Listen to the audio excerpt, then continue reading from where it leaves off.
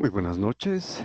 Tenemos la lectura de la liturgia de la palabra del día viernes 20 de diciembre, de la tercera semana del tiempo de Adviento, ciclo C. Muy bien, vamos a nuestro misal popular y tenemos ya en pantalla, ¿no? El texto, 20 de diciembre, viernes. Bueno, tenemos la primera lectura eh, del libro del profeta Isaías, capítulo 7, versículos del 10 al 14. Bueno, nos dice el profeta Isaías. En aquellos días el Señor habló a Ahaz y le dijo, pide un signo al Señor tu Dios, en lo hondo del abismo o en lo alto del cielo. Respondió Ahaz, no lo pido, no quiero tentar al Señor. Bueno, aquí una pequeña observación de contexto, ¿no? Ahaz era un rey de Israel, ¿no? O sea, del reino del norte. Y un rey malo, ¿no? Que no respetaba a Dios, no confiaba en él. Y cuando el profeta le dice, pide un signo al Señor tu Dios, le está diciendo que confíe en él, porque va a ser atacado, ¿no? Y vencido. Y la respuesta de Ahaz, no quiero tentar al Señor, por eso no lo pido, es hipocresía pura, como muchos de los reyes en Israel, ¿no? Porque él ya tenía sus planes, ¿no? Entonces no era la razón de no tentar al Señor, sino que él estaba confiando en un imperio, ¿no? Como el egipcio, para que lo defendiera de Asiria o la misma Asiria, que al fin eh, va a conquistar, ¿no? A Israel y lo va a vencer. Inclusive su misma confianza en otros reinos, en vez de confiar en Dios, hizo que esa confianza se volviera contra él, ¿no? Porque el pacto que va a hacer precisamente con ese reino es el mismo que lo va a invadir y lo va a vencer. Entonces, esa es precisamente la consecuencia de la desconfianza en Dios o el creerse mm, autosuficiente, ¿no? Sin necesidad de contar con Dios. Bueno, entonces dijo Isaías, escucha, casa de David, no les basta cansar a los hombres que cansan incluso a mi Dios, pues el Señor por su cuenta les dará un signo. Miren, la Virgen está encinta y va a dar a luz un hijo y le pondrá por nombre Emmanuel. Bueno, esta es la profecía que en la enseñanza de la iglesia, como hemos visto ya en algún momento, se refiere al Mesías, a Jesucristo. Y está aquí directamente profetizada la Virgen María, ¿no? Esa es la señal. La Virgen está encinta, es la Virgen, ¿no? No dice una Virgen, sino la Virgen. Entonces utiliza el artículo eh, determinante, ¿no? Que la singulariza. Bueno, y el nombre, Emmanuel, también ya hemos visto un pasaje como este, es con nosotros Dios, ¿no? Emmanuel, del hebreo, Él es Dios, o Dios con nosotros. Muy bien. Y esta es la profecía que encontraremos en el Evangelio de San Mateo, ¿no? Precisamente cita de Isaías. Hay que recordar nuevamente que el Antiguo Testamento y las profecías se cumplen en el Nuevo Testamento, ¿no? Entonces eso es una constante. Y esta es precisamente la importancia que tiene esta profecía para en el nacimiento del Mesías. Bueno, vamos a continuar con el Salmo responsorial número 23, cuyo responso es, va a entrar el Señor, Él es el Rey de la Gloria. Bueno, este salmo también atribuido a David.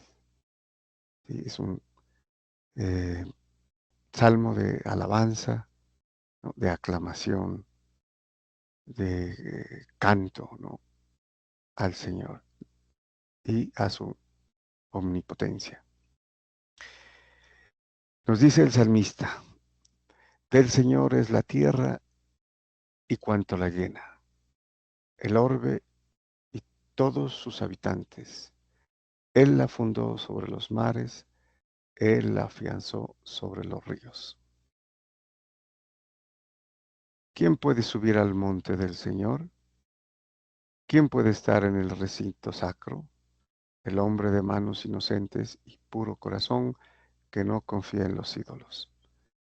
Bueno, después de la alabanza, llega que es un requisito, ¿no? Para quien quiera acercarse al templo, ¿no? Al monte del Señor, el monte Sión, donde está Jerusalén y donde está el templo del Señor, ¿no?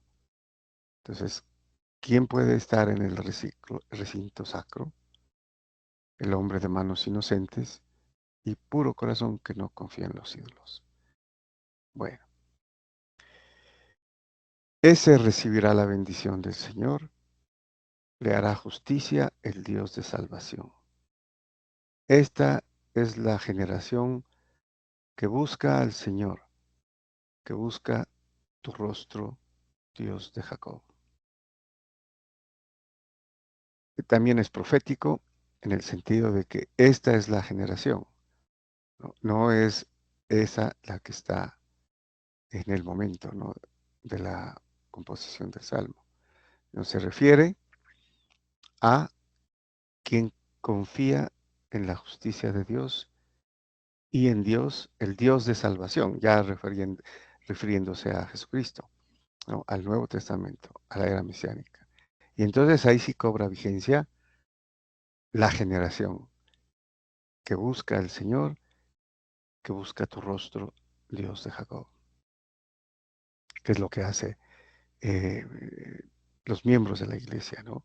Los que pertenecen al cuerpo místico de Cristo, que buscan el rostro de Dios. Bueno, vamos al Evangelio. Tenemos el Evangelio según San Lucas, capítulo primero, versículos del 26 al 38. Bueno, esta es una de las citas, quizá la más conocida, perdón, el pasaje más conocido y en el que parte de él oramos todos los días, ¿no? En el Ave María. Y es la anunciación, precisamente, ¿no? Del Señor, que hace el arcángel Gabriel a María Santísima. Bueno, vamos a ver, ¿qué nos dice San Lucas? En el sexto mes, el ángel Gabriel fue enviado por Dios a una ciudad de Galilea llamada Nazaret, a una virgen desposada con un hombre llamado José de la casa de David. El nombre de la virgen era María. Bueno, es importante aquí observar eh, que dice en el sexto mes, ¿no? Porque en el primer mes, te cuenta el primer mes que fue enviado Gabriel a, a Isabel, ¿no? Y a Zacarías para el nacimiento o cómo iba a ser el, el nacimiento milagroso de Juan el Bautista. ¿Sí? Entonces, en el sexto mes, contado que con el primero, que fue cuando visitó a Isabel y a Zacarías. Bueno, a otra cosa, a una virgen desposada con un hombre llamado José. Desposada, en este caso, es el verbo que significa los esponsales, ¿no? Es el periodo de un año en el cual todavía no vivían juntos los esposos, sino al final de ese año ya el hombre lleva a la mujer y ya son pareja, ¿no?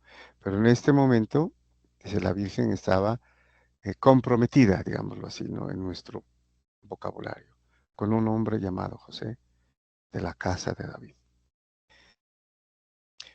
El ángel entrando en su presencia dijo, alégrate, llena de gracia, el Señor está contigo. Bien, les decía que esto lo decimos todos los días, ¿no? En el Ave María. Este es el saludo del que lleva el arcángel Gabriel del mismo Dios. Entonces le dice, alégrate o yo te saludo, que es lo mismo, ¿no? En en el, en el griego es el kairos, ¿no? Alégrate. Y llena de gracia es el famoso término que utiliza el ángel y que está en hebreo, ¿no? Recuerden que este eh, evangelio se escribió en hebreo, ¿no? Y es kecharitomene, que es un pronombre, ¿no? Porque el ángel, a diferencia de nosotros en el Ave María que decimos Dios te salve María, llena eres de gracia, el Señor es contigo, él no le dice el nombre, ¿no? Y es interesante porque es la única parte que ocurre este término, no hay en ningún otro. Kecharitomene es la que ha sido llena de gracia, ¿no? Por Dios, obviamente, no es llena de gracia eh, de por sí ella, en tanto ella, sino que ha sido, por eso es el verbo en pasivo, ¿sí? Perfecto, la construcción es perfecto pasivo, ¿no? O sea que la acción la realiza alguien, la voz pasiva como conocemos, y el Señor está contigo, ¿no? Es porque hay algo importante de Dios, ¿no? Que cumplir. Bueno, continuamos. Ella se turbó grandemente ante estas palabras y se preguntaba, ¿qué saludo era aquel? Entonces ya sabemos que era un saludo, ¿no? Alégrate llena de gracia. El ángel le dijo, no temas, María, porque has encontrado gracia ante Dios. Concebirás en tu vientre y darás a luz un hijo y le pondrás por nombre Jesús. Será grande, se llamará Hijo del Altísimo. El Señor Dios le dará el trono de David su padre, reinará sobre la casa de Jacob para siempre y su reino no tendrá fin. Bueno, al ser una jovencita, ¿no? Probablemente de 13, 14 años, pues eh, se turbó, dice, ¿no? Confundió, quedó perpleja ante ese saludo. Pero no temas, ¿no? Le dice, porque has encontrado gracia ante Dios, porque recordemos que la Virgen María desde niña estuvo en el templo, ¿no? Siendo educada, ¿no? Como las vírgenes en el templo, niñas que entraban, ¿no? Y que eran educadas, ¿no? Por otras mujeres también piadosas, ¿no? En el Señor, en la ley. Y aquí le dice lo que va a suceder. Claro, cómo sería no, la sorpresa de ella. Y María, después de todo esto, dijo al ángel,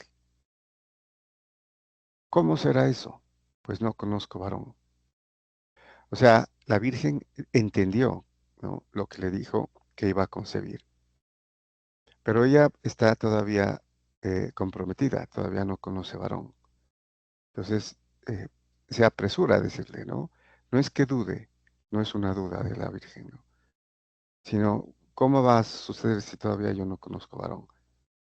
Esa es la duda que tiene ella, pero una ayuda en el sentido de entender, no de dudar, de ser escéptica, ¿no? Como lo que sucedió con Zacarías, que él sí dudó. Por eso quedó mudo, ¿no? Como castigo ante esa duda. Aquí podríamos interpretar, pero alguien que está eh, deprisa, ¿no? Para entender que sí, pero ¿cómo? ¿No es cierto? Sería el- el- la respuesta de la Virgen. El ángel le contestó, el Espíritu Santo vendrá sobre ti y la fuerza del Altísimo te cubrirá con su sombra. Por eso el santo que va a nacer será llamado Hijo de Dios. También tu pariente Isabel ha concebido un hijo en su vejez, y hasta de 6 meses la que llamaban estéril, porque para Dios nada es imposible.